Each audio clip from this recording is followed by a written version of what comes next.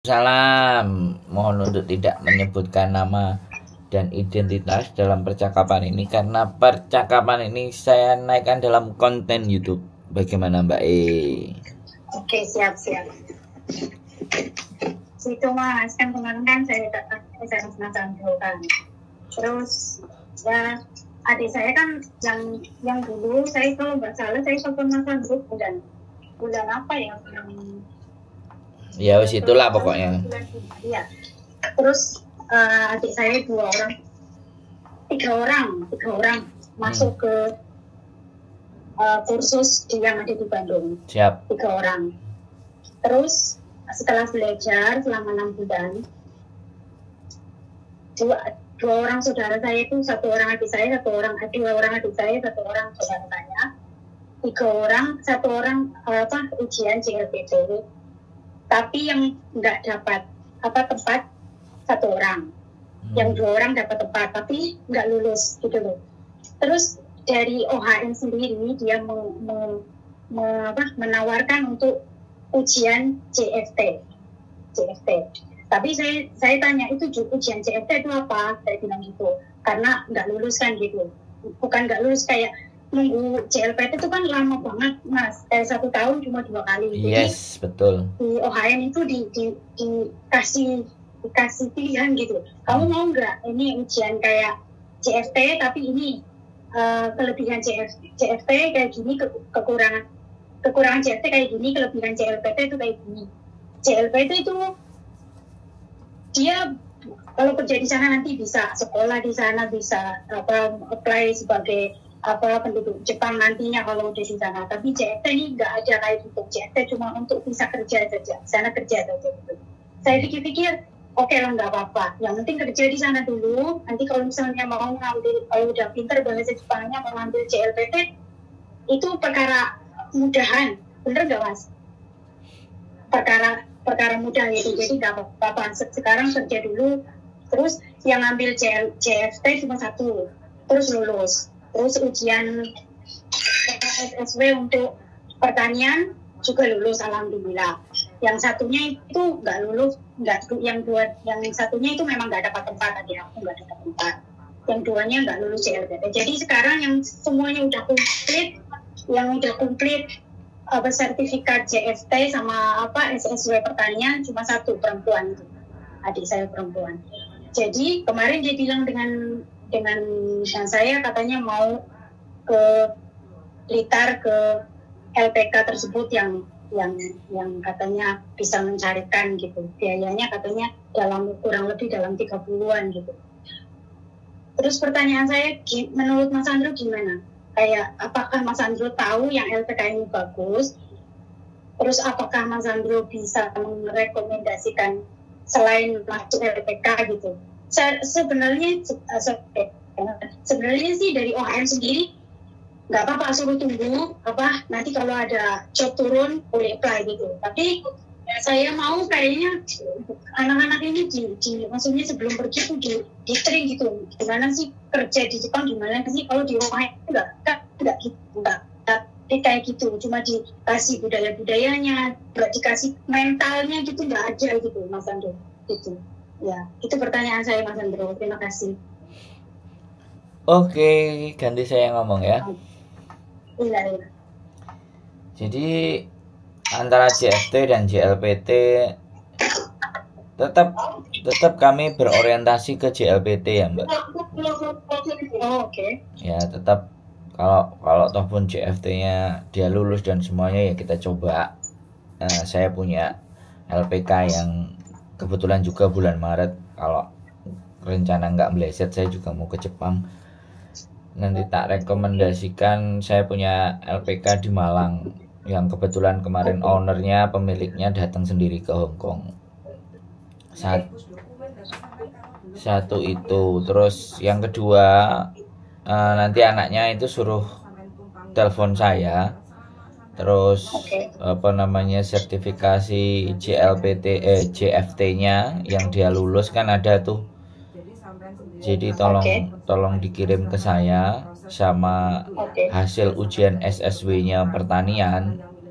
Oke. Coba saya sounding langsung ke Sapporo ya, ke Oke, sure. ke kolega saya yang ada di sana. Barangkali dia ada interest dan mau coba langsung ambil satu. Oke, sure, sure. Bagaimana nanti kita lihat perkembangannya seperti apa. Nah, Oke. kalau sampean ngerasa bahwa ibaratnya ya sampean ngerasa mau di-train berangkat ke Jepang itu sebenarnya bisa. Langsung aja Oke. kita cari info kursus Oke. Japanese language langsung di Jepang. Oke. Jadi kursusnya itu langsung ke Jepang. Ya, cuman memang biayanya agak sedikit lebih mahal. Tapi itu sekolah. Nah, ketika lembaga kursus itu bisa memberikan visa, jatuhnya kan student visa nantinya. Nah, ketika student visanya bisa turun, maka dia bisa berangkat, dia bisa di sana kan belajar. Dia belajar bahasa. Karena memang baru JFT A2 kan baru masuk kan. Yang diminta itu kan N5 itu paling rendah, N4 agak mendingan, bisa N3 keren sekali kan. Jadi kursus langsung di bahasa Jepang. Nah, karena dia sudah menguasai A2 kan kemungkinan ngobrol dan bicara itu kan pasti ada tuh. Nah, sambil dia kursus 6 bulan cari baitoi. Baitoi itu cari arubaito kalau di Jepang itu part time job. Kalau dia punya visa student itu bisa dapat part time job. Nah, kalau dia rajin di part time jobnya, uang yang dia bayarkan buat kuliah itu bisa balik loh, Mbak. Nah, cuman ini yang nggak semua orang berani gambling. Sebenarnya itu menurut saya bukan gambling, tapi itu namanya ngetren. Maksudnya anak itu udah mulai dilepas di sana, gitu loh. Nah, bagi saya itu juga potensi cara untuk bisa nyampe ke sana dan dia bisa tahu di sana dan dia bisa langsung menghadapi situasi dan keadaan di sana. Jadi seperti itu. Sebenarnya itu rencana saya. Saya nggak kepingin gunakan LPK yang ada di Indonesia, gitu loh. Cuman posisinya setiap orang untuk langsung diajak ke sana itu ya kalau bisa survive. Kalau dia nggak bisa survive bisa depresi kan. Apalagi bahasanya dia belum menguasai kan seperti itu. Jadi yang pertama suruh dia telepon saya, terus sampean kalau arahan saya dan yang sampean tanyakan kan sudah tak jawab tuh. Kalau sampean tanya di LPK Blitar dan begini, saya ya terus terang saya belum berani merekomendasikan tentang yang tadi disebutkan LPK-nya di Blitar. Saya punya 2 LPK dan saya sudah ketemu ownernya kemarin. Yang satu mungkin di Semarang, yang satu juga di Malang. Kebetulan ketemu sama saya di Migrande di Jakarta kemarin waktu acaranya BB2MI. Nah, dia sudah menurut saya 2 orang ini bisa saya percayai. Walaupun sebenarnya bojoku kan punya bestie, teman SMK. Anaknya 23 Januari kemarin sudah berangkat ke Shizuoka. Itu menunggu 1 tahun. Makanya harus bersabar. Makanya tes JLPT itu nggak segampang. Jadi ketika anak-anak ngomong, Mbak, ibu-ibunya di sini itu ngomong bahwa JLPT bagaimana kursusnya 6 bulan nggak tembus. Mbak saya itu juga kita mau rencana ekspor ke Jepang juga. Mbak saya itu usianya 44, tes JLPT kemarin gagal. Jadi memang ke Jepang itu nggak segampang ketika kita mau berangkat ke Hong Kong. Di awalnya memang berat, panjang. Jadi yang jadi 1 tahun itu karena mungkin JLPT di 6 bulan mereka nggak tembus, terus belajar lagi JLPT kedua baru mereka tembus misalnya di N4. Nah baru ketika pemegang JLPT itu baru perusahaan LPK itu berani menerbangkan gitu loh.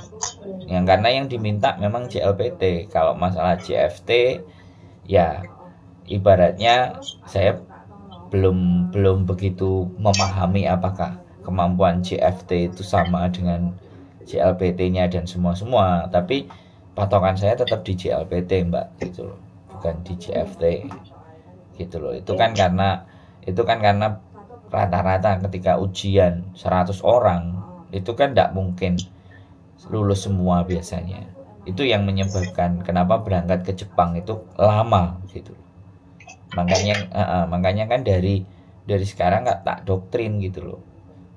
Aku ngomong ke teman-teman ibu-ibunya, emak-emaknya yang ada di Hong Kong, mumpung kelas SMA belum sampai lulus itu leskan dulu gitu loh untuk menghadapi JLPT. Jadi kalau ataupun dia lulus SMA 6 bulan itu udah dia bisa dapat N4 gitu loh Mbak.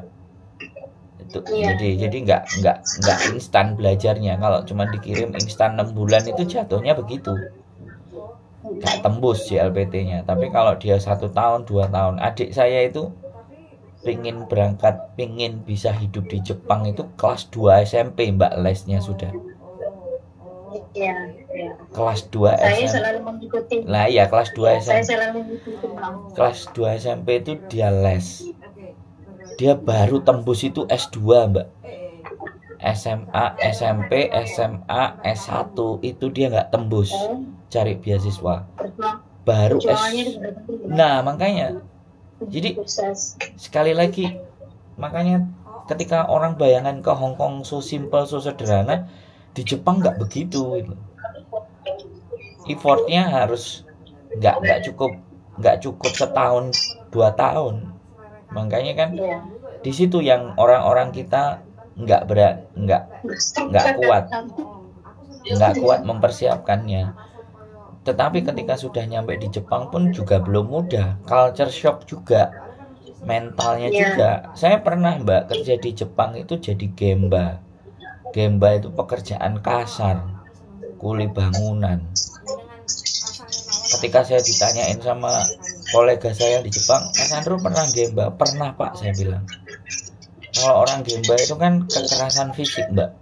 Sama mandornya itu kadang kepalanya dipukul, helm kepalanya dipukul. Pantat saya itu dipukul pakai sekop juga sudah pernah Mbak.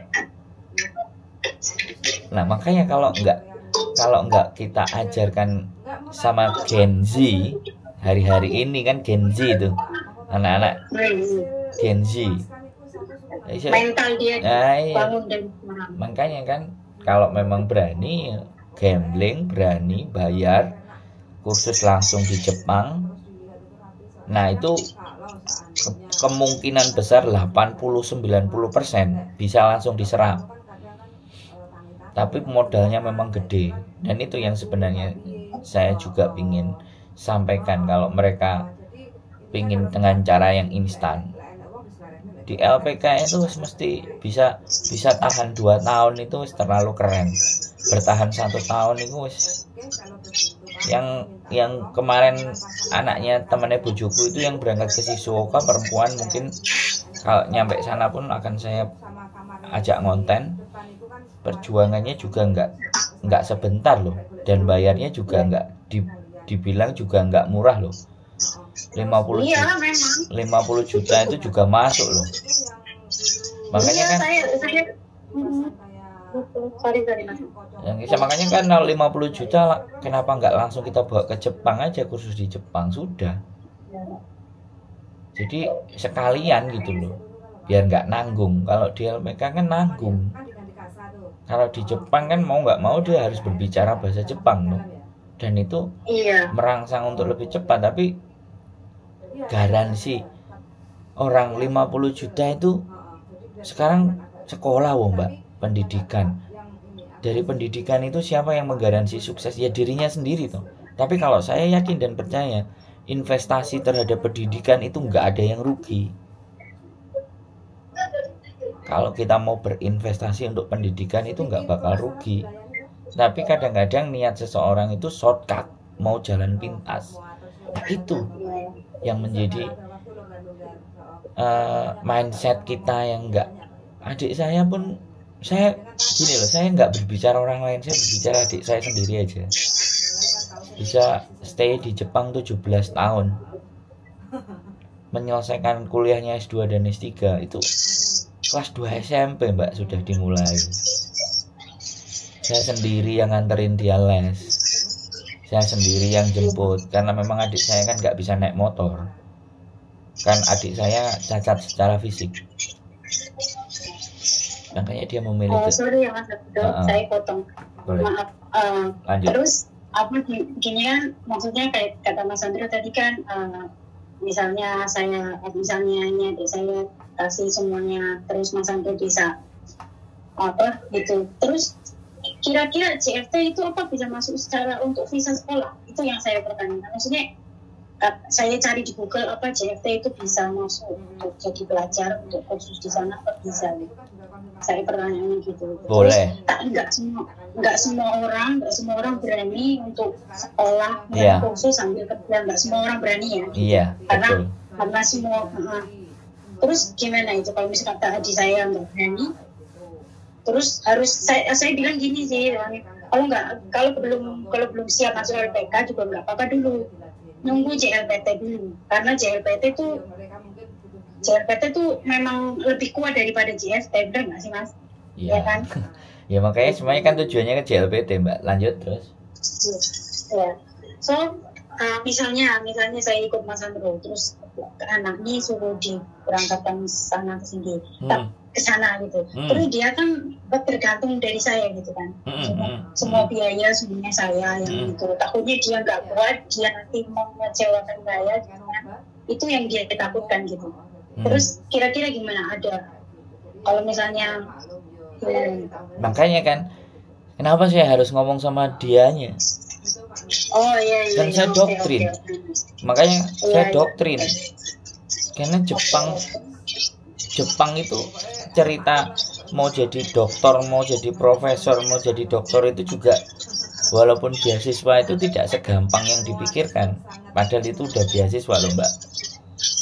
Adik saya itu ketemu sama saya waktu kuliah S2-nya itu 4 jam itu bisa nggak ngomong-ngomongan sama saya di satu rumah. 4 jam loh. Jadi otaknya benar-benar diperas ke sana. Tapi kalau cuman kursus ya saya rasa lebih fleksibel. Intinya kalau sampai niat sebenarnya lo ya, sebenarnya sampai niat dan yakin. Nah tinggal anaknya yakin, oke, kita try, kita coba, kita cari kursusan yang benar di sana. Saya punya banyak, karena saya pernah datangi ke sana sendiri kursusannya. Akhirnya saya nggak bisa daftar karena ya sekali lagi kan 1 tahun itu mereka menerima murid itu kan kadang 2 kali, kadang 1 kali. Kalau bulannya nggak pas kan, otomatis saya nggak bisa les kan waktu itu. Di 2012 akhirnya saya lesnya di mana mbak? Di balai desa. Jadi saya manfaatkan waktu, saya tinggal di Jepang waktu itu sama adik saya, terus saya lesnya di balai desa, bayarnya cuma Rp10.000, 100 yen setiap pertemuan. Adik saya ngasih jalan. Di balai desa di Jepang gitu, bukan ya, balai desa Indonesia bukan? Bukan, balai desa di Jepang itu ada balai desa. Waktu itu di Sunashima, saya sangat ingat, di Kikuna, balai desa Kikuna, dari stasiun Kikuna itu jalan. Di situ ternyata banyak orang yang istrinya orang-orang Jepang, yang orang asing, yang kerja, tapi istrinya nggak bekerja. Istrinya kan kalau di sana kalau bekerja, kalau suaminya bekerja, istrinya kan nggak bekerja tuh. Saya satu juga ketemu orang Indonesia, kalau nggak salah, anak Ngawi atau anak Madiun, ketemu di sana juga. Dia juga les untuk supaya belajar bahasa, dan saya juga belajar 2 minggu. Saya belajar, saya ngerasakan Jepang itu ternyata dari kelas kuliah yang beneran sampai bahasa Jepang yang ngajar itu orang-orang mantan pelaut yang bisa bahasa Inggris dan plus bahasa Jepang itu ngajarin. Terus kita bayar pakai koin 100 yen. Nah, akhirnya saya dapat pekerjaan, akhirnya tak tinggal ke sekolah itu. Jadi begitu luar biasanya di sana. Kalau kita benar-benar mau belajar. Nah, sekarang tergantung anaknya. Ya, anaknya suruh telepon saya. Sungguh-sungguh enggak? Kalau yang nyupporteri sungguh-sungguh, lah yang jalan ini sungguh-sungguh enggak gitu. Kalau enggak digembleng bahaya, sampean yang pertaruhan seriusnya. Tapi kalau saya tak tendang, tak paksa. Kalau saya, dan kalau saya punya duit. Soalnya saya pernah ngerasain dan saya pernah ada di sana, dan saya pernah kerja ilegal pun saya juga pernah. Tapi kan saya nggak pingin bawa orang-orang mengikuti jalan saya yang ilegal gitu loh Mbak. Bisa dipahami kan?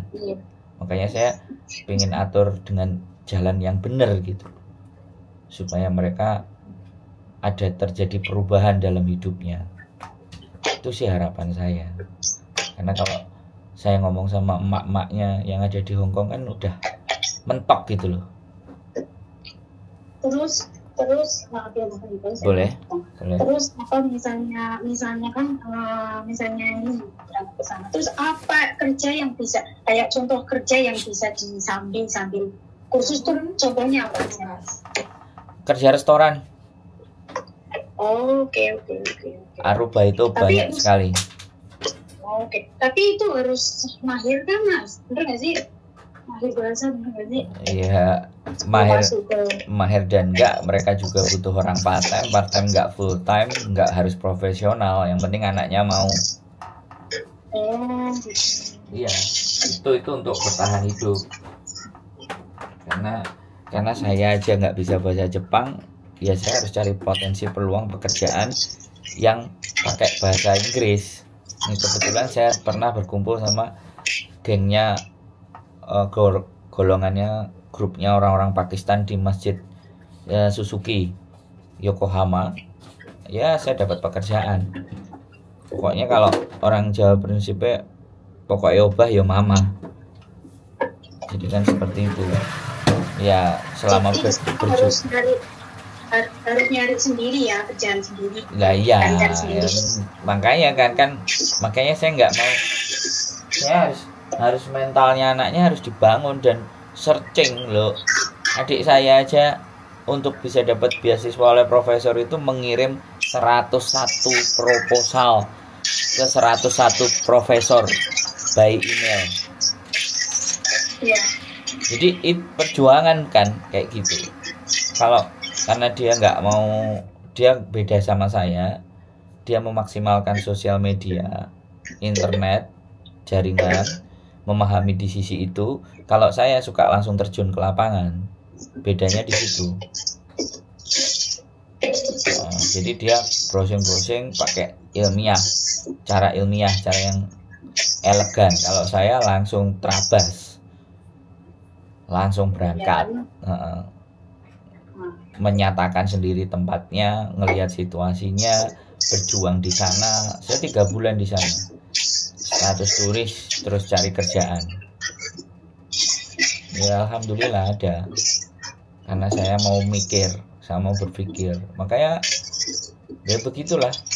Intinya kalau orang malas mikir, ya sudah, jatuhnya ya mandek. Apa sebenarnya bukan malas mikir loh Mas. Ini anaknya benar-benar ada keinginan benar-benar kuat, tapi cuma mentalnya kalau suruh sekolah sambil kerja itu mungkin sedikit takut, karena mental seorang kan ya tidak semua sama kan. Kalau Mas Ando jangan samakan sama orang lain Pak. Saya memang maksudnya orang kata kayak apa dengan pengetahuan Mas Ando, pengalaman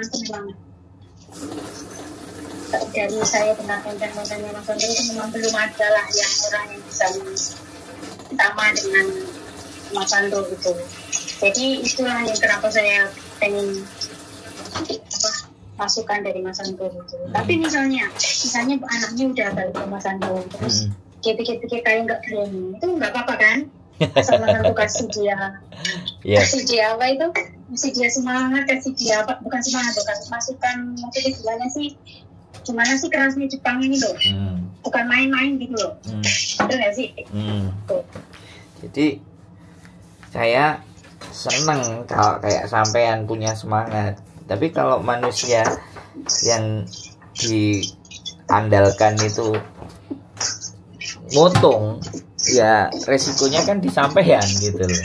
Jadi ya makanya itu loh. Ya berarti makanya kan kenapa saya harus ketemu ke dia, harus nelpon ke dia, harus memberikan gambaran, dan sekali lagi saya juga harus ke sana juga menginformasikan informasi terbaru yang dari sana. Sebenarnya dia itu kalau memang niat itu googling Tokutegino, itu sudah ada beberapa yang pakai jalur mandiri, yang artinya mereka jalan sendiri. Itu sebenarnya sudah ada di Jepang, baik perempuan ataupun laki-laki itu ada, baik jalur G2G sama pemerintah itu ada, semua jalur itu ada. Nah makanya kemampuan nyarinya aja kalau dia juga nggak gercep, itu buat dirinya sendiri loh, dan sudah sampai sponsori loh. Saya dulu mah nggak ada sponsor-sponsoran, yos belajar sendiri, gas sendiri, maju sendiri, remuk acur juga sendiri gitu loh. Nah makanya saya kalau sampai tanya nggak apa-apa, ya nggak apa-apa sekali gitu loh mbak. Ya, makanya justru ketika saya ngomong saya kencengin untuk meneguhkan tekadnya dia mau berjuang apa glenya-glenye. Nek glenya-glenye wis turu ae nang omah, ora usah, nggak perlu sampean capek-capek bayarin, ngarahin, di endingnya anaknya nggak ada energi kan, sampeannya nanti yang gerem. Mending sampean ae ngono lho mbak. Ayo udah tua. Mas. Sekarang maksudnya sekarang loh mbak, sampean ngomong sampean sudah tua. Mbak Yuku aja, aku sama adikku itu dorong Mbak Yuku 44 tahun. Makanya itu jadi pilot, itu pilot project. Itu jadi apa namanya? Jadi trial dan error. Mbak Yuku itu mau tak jadikan trial dan error, kelinci percobaan. Bayang no Mbak Yuni dewe lho no kelinci percobaan, enggak adik kurang ajar. Mana lho Mbak, kita bukan orang lain yang mau kita buat kelinci percobaan. Kakaknya sendiri JLPT gagal kemarin, mau ikut lagi dia yang kedua. Sampai jebol, nek gak jebol tautuin dasi kan gitu loh mbak. Jadi ya itulah, saya seneng ketika dengerin sampean bertanya antusias kayak gini, itu saya seneng karena saya nggak butuh orang banyak, 1-2 saya bisa nunjukin bahwa iki lo iso gitu.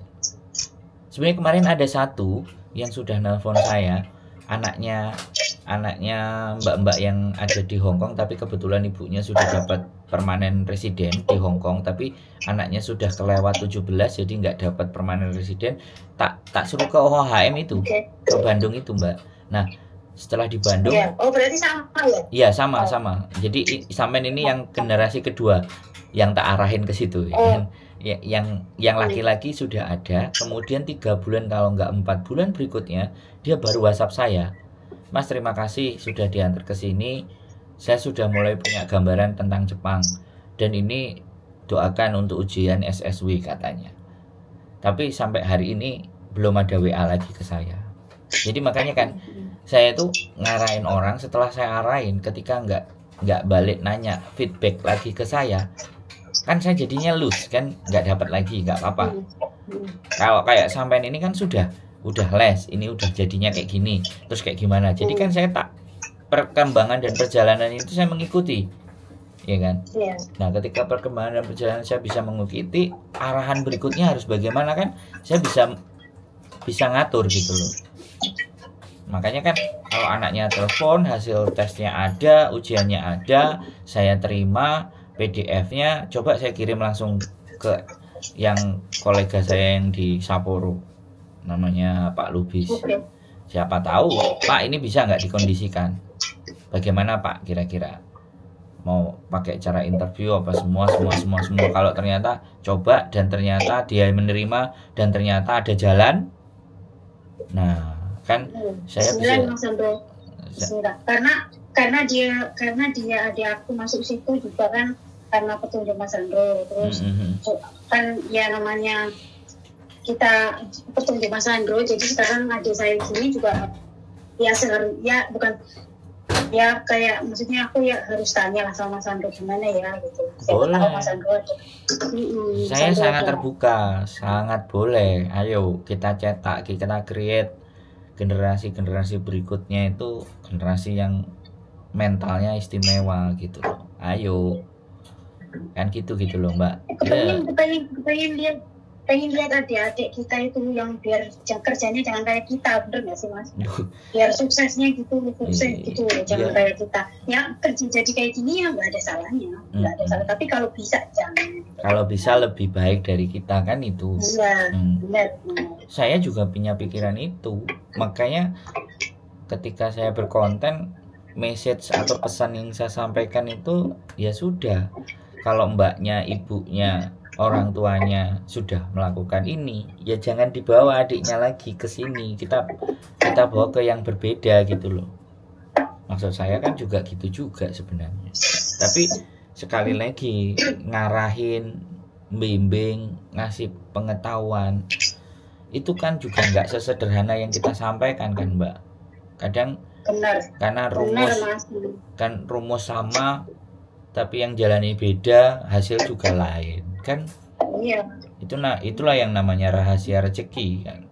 Jadi tata cara semua bisa dilakukan sama, tapi hasil bisa nggak sama. Nah itu makanya kan saya nggak pernah merasa memberikan gambaran ke orang itu takut disaingi, memberikan pandangan ke orang itu takut dimusuhi, takut apa. Saya nggak pernah takut karena saya ingin membagi apa yang saya punya itu is enough. Tujuannya di sana, karena pahala jariah yang ada sampai kekal nanti itu kan ilmu yang bermanfaat.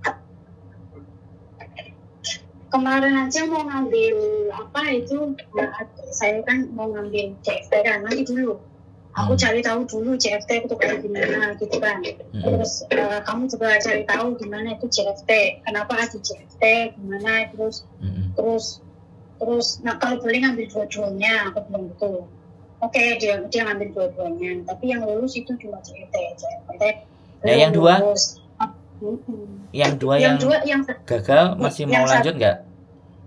Dia masih, yang satunya itu yang kan ada gini Mas, yang satu tuh ini ada 3 karena kemarin kan aku dapat itu dari Mas Andro kan, itu di Bandung. Aku langsung aku tawarin nih siapa yang minat karena semuanya kan dari aku gitu kan, dari aku. Jadi aku bilang bener-bener nih belajar bener. Kalau ke Jepang itu bukan 1 tahun 2 tahun harus belajar bener-bener. So yang satunya itu memang orang Bandung tapi saudara saya yang di Bandung satu. Terus adik saya bener-bener adik saya itu satu cowok. Yang keponakan saya dari sebelah suami satu perempuan. Ini yang udah dapat sertifikat yang komplit tapi cuma bukan JLPT. Jadi yang adik saya juga yang adik saya memang minat, bener-bener minat, cuman dia kemarin nggak dapat JLPT-nya nggak dapat tempat gitu. So, jadi yang ujian JFT-nya cuma 1. Saya bilang nanti dulu ambil dulu, nyoba yang perempuan ambil JFT 1, jangan 3-3-nya, 1 dulu. Gimana sih JFT itu apa sih? Aku bilang gitu. So dia ngambil terus dia lulus gitu. Tapi yang adik saya yang cowok itu ujian SSW-nya lulus, tapi ujian bahasanya itu nggak lulus. Gitu loh.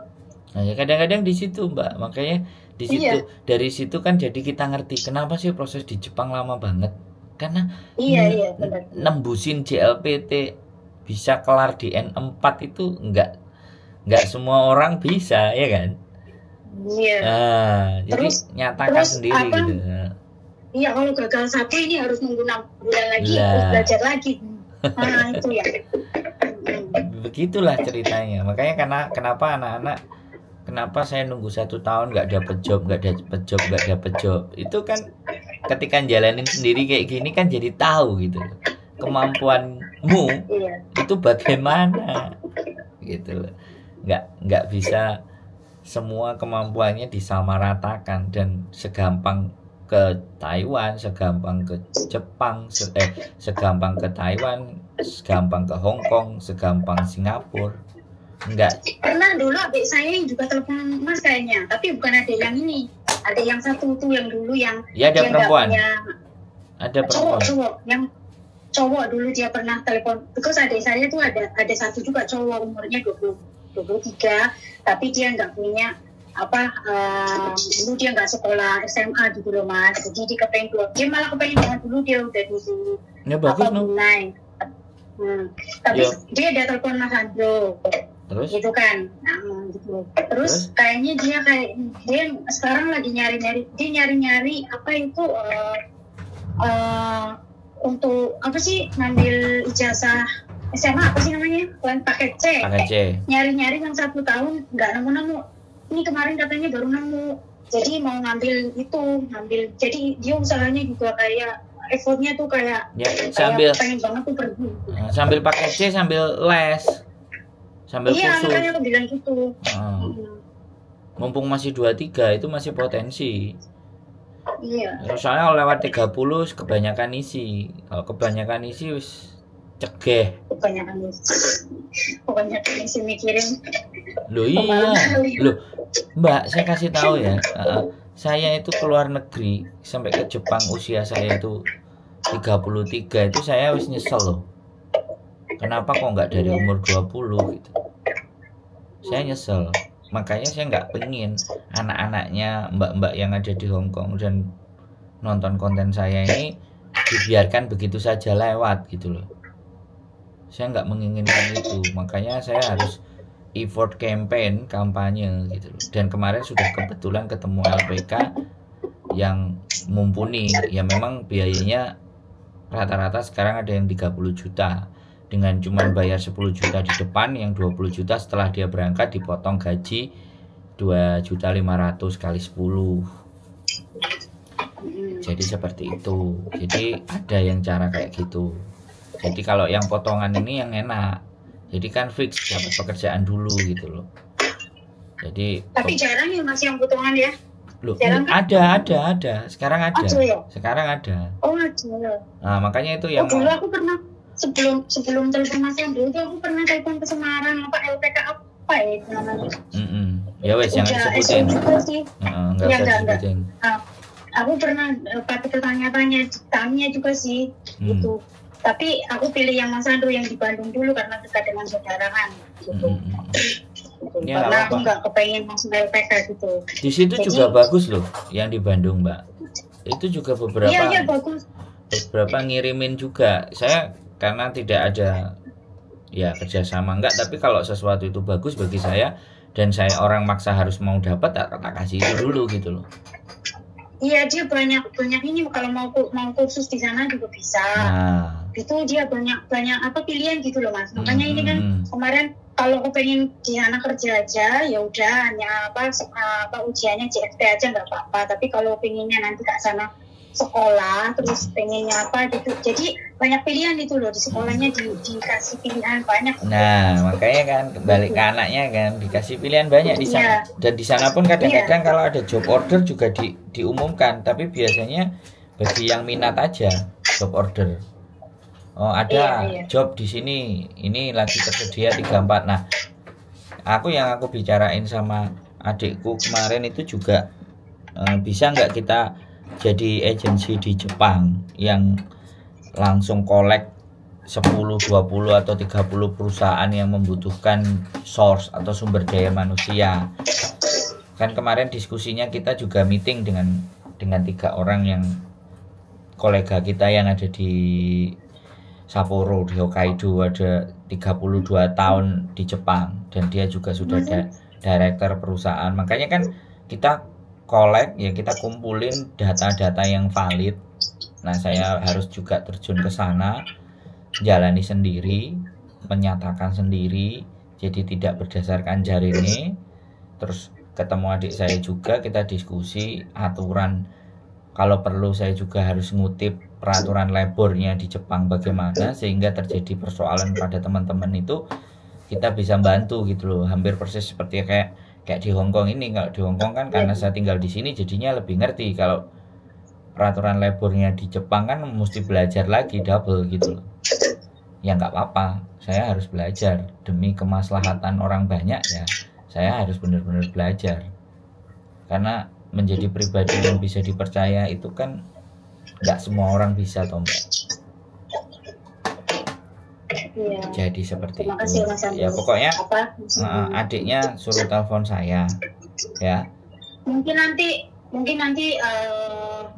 suruh adik saya itu dua berkumpul terus telepon Mas Andri jujur dengerin gitu loh. Ya boleh. Biar Terus tahu, dia tinggal di mana sih? Cilacap, saya yang sana Cilacap. Nah, saya tanggal 15 pulang ke Indonesia. Kalau dia mau main ke rumah, ngobrol, atau ikut ke LPK saya yang di Malang, ayo. Tak anterin sekalian. Oh, wes. Tak Oke kasih lah, tahu nanti juga. coba aku tak. Kabari. Nanti suruh yang pertama suruh telepon Mas Andri dulu lah. Jadi Terus kalau terus aku mau nanya lagi, bisa kan? Boleh. Aku segini. boleh yang banyak, nanya yang banyak Mbak, nanya yang banyak. Ini kemarin kan aku ketemu Mas Andri tuh dengan Mbak Yuli tuh yang masalah data aku itu loh yang aku pengen rubah ke apa tuh ke paspor. Ini nggak Mas? Kayaknya Mas nggak ingat ya. Data merubah ke paspor maksudnya gimana? Nah, kemarin kan aku telepon aku telepon Mas Andro, aku tanya gimana caranya mau merubah apa data yang asli ke paspor gitu loh Mas. Gitu. Merubah. Terus kata Mas Andro dikasih apa saran untuk ke kantor ke apa pemerintah desa dulu kan. Terus? Itu pemerintah ke balai desa ke ini diurusin. Alhamdulillah sekarang udah bisa gitu. Udah bisa. Kan kemarin aku bilang Mas ini ada masalah. Anak aku kan mau dibawa ke sini sekolah di sini. Sama majikanku sebagai sponsor. Kan gitu kan. Terus aku nanya gimana caranya menyamakan KTP Indonesia itu data-datanya di Indonesia ke paspor gitu kata Mas Andro. Pergi ke ini pemerintah desa ke ini suruh ngurusin, kalau nggak suruh sidang gitu. Tapi kan masalahnya aku nggak bisa pulang gitu kan. Terus kata Mas Andro pergi ke situ dulu, nanti kalau nggak bisa nanti aku bisa bantu gitu Mas Andro bilang gitu kan. Terus sekarang alhamdulillah semuanya udah beres gitu loh, dengan bayaran 3.500.000 semuanya udah kelar. Udah sama ya? Sudah sama. Tapi aku harus mengorbankan gitu loh Mas. Kayak mengorbankan ijazah aku. Kan ijazah kan nggak bisa nggak bisa dirubah. Jadi ijazahku jadi korban. Terus mungkin nanti juga aku mau minta Mas Sandro, bukan sekarang lah, tapi kapan-kapan gitu mau minta tolong ini loh Mas soalnya kan di desa itu kan nggak bisa merubah buku nikah gitu kan, nggak bisa. Katanya kemarin kan Mas Andro oke lah, kalau bisa nanti insya Allah bisa Mas Andro bisa bantu kalau buku nikah gitu kan bisa dirubah gitu. Bisa disamakan sama paspor gitu loh Mas. Katanya kalau di kampung kan nggak bisa, paling dikasih kertas di belakangnya gitu kan, paling gitu kata yang aku suruh itu loh di kampung. Katanya paling kalau ini kan nggak bisa di ini Mbak, paling nanti pergi ke KUA, nanti KUA kasih itu suruh tanda tangan, paling dikasih cok itu di belakangnya gitu, nggak bisa dirubah semuanya gitu. Itu kalau Mas Andri bisa nggak merubah semuanya? Nggak bisa ya? Bisa nggak? Itu pertanyaan. Pokok sangunya cukup ya bisa Mbak, apa yang nggak bisa? Sangunya oke. Loh nggak, sekarang gini loh, kan kita nggak perlu perdebatkan dan pergegerkan kan. Indonesia itu bagaimana, iya kan? Iya kan? Indonesia bagaimana kan nggak perlu kita bahas di sini toh. Iya, pokoknya nanti kalau misalnya saya perlu bantuan saya telepon lagi lah gitu. Ya sekali lagi saya saya tidak pernah menjanjikan ya, saya kepinginnya jadi orang itu nggak mau janji-janji, tapi setidaknya saya dikasih PR-nya dulu, masalahnya apa, baru saya sounding ke orang dalamnya, orang dalam cocok, oke, baru kita bicara, kan gitu.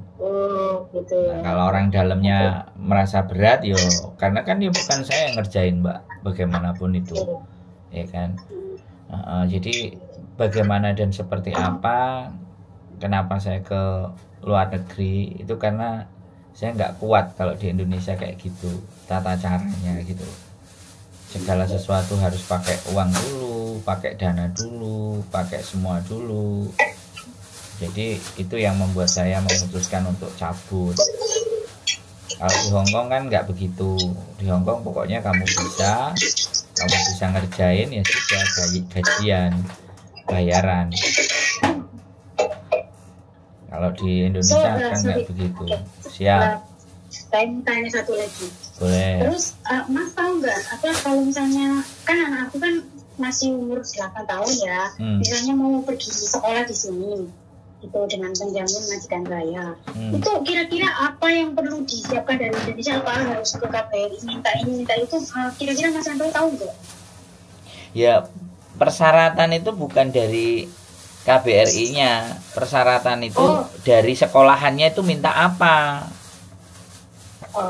Jadi sampean cari taunya yang di sekolahannya itu, sekolahan anakku di Indonesia mau sekolah di sini, apa yang kamu minta itu di sekolahannya, bukan di Indonesianya. Nah, sekolahannya minta apa, ya Indonesianya kita cari, gitu loh, Mbak. Sama kayak tadi sekolah di Jepang, itu sekolahannya minta apa, ya itu yang harus kita penuhi.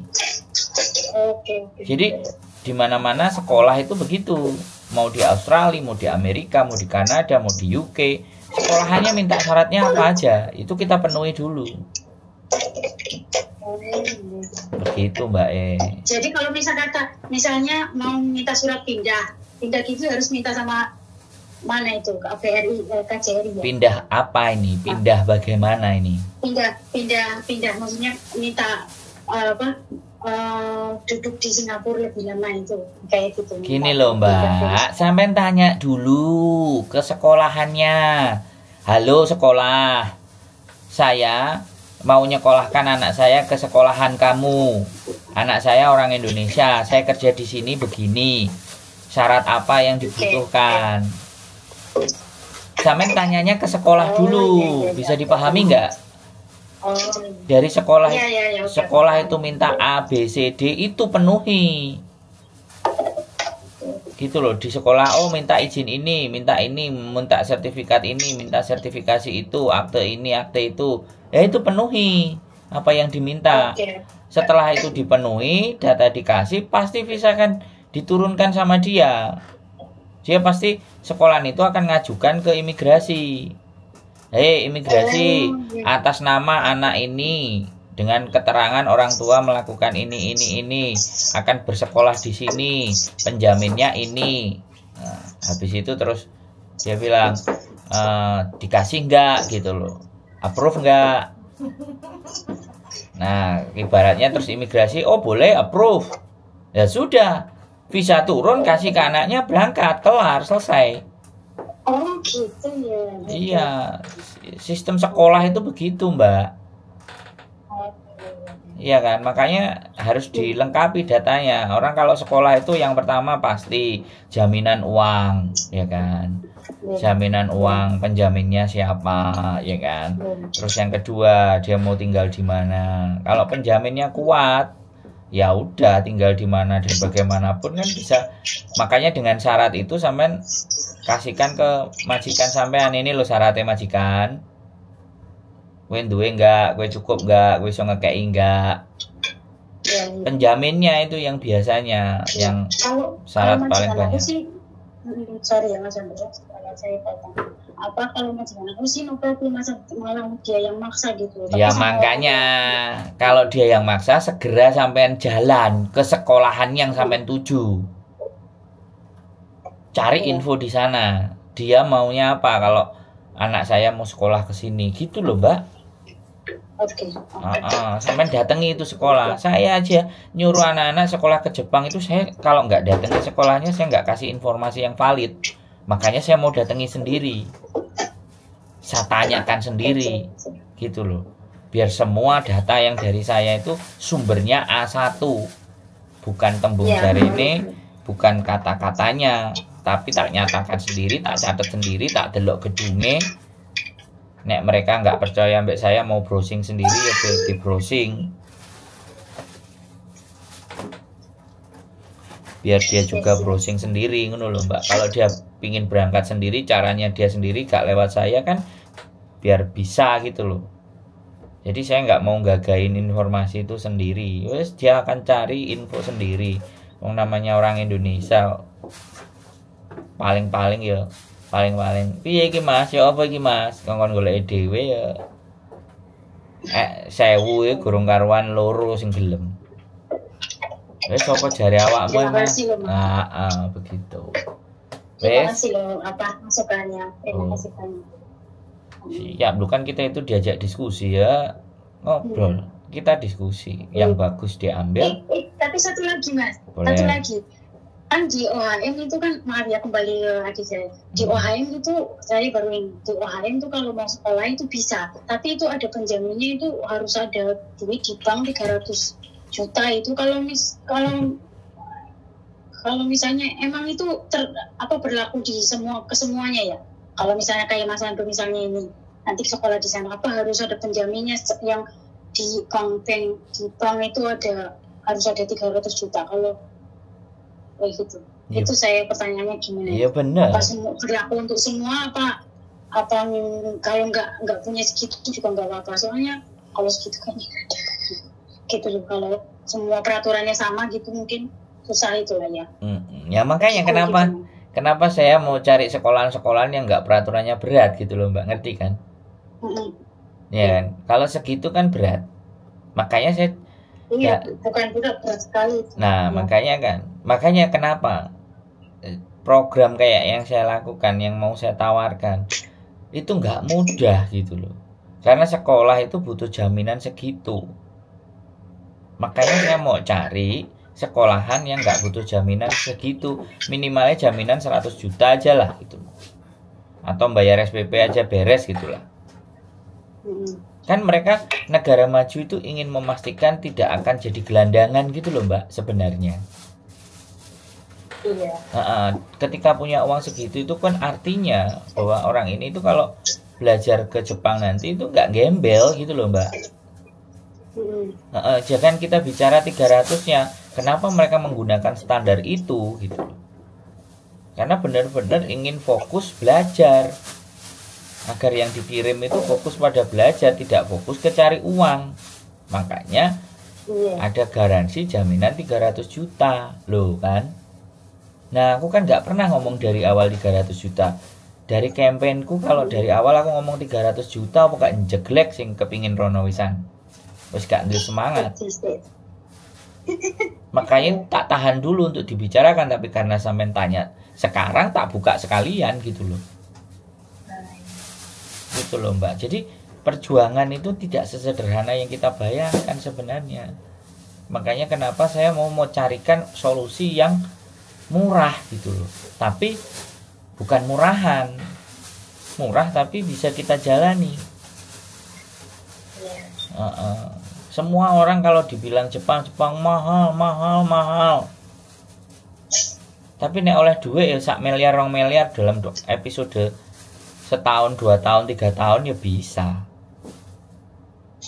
Saya ilegal aja 45 juta 3 bulan. Ilegal itu. Apa? Iya, aku percaya gitu loh. Bahasanya bahasa Jawa ngandel, aku percaya ngono. Gitu loh Mbak. Makanya tapi apakah saya akan menjerumuskan orang untuk menjadi ilegal? Itu kan yang menjadi persoalan kan. Makanya aku melok mikir loh Mbak. Saya ikut mikir kepada nasib-nasib anak-anaknya teman-teman kita yang ada di Hongkong ini loh. Ngono loh Mbak. Makanya nek aku nyalon jadi partai sampean coblos nanti. Pasti. Jadi bojoku partai gedabul ya. Ya nggak apa-apa, yang penting bisa menolong kita yang dalam kesusahan ya. Nggak apa-apa kalau jadi pemimpin dari sama nah iya, daripada promosi hanya pas waktu kampanye tok, mending sekarang kita bekerja nyata dulu, baru nanti setelah ada hasilnya baru kita tunjukin hasilnya dulu, baru nyoblosnya.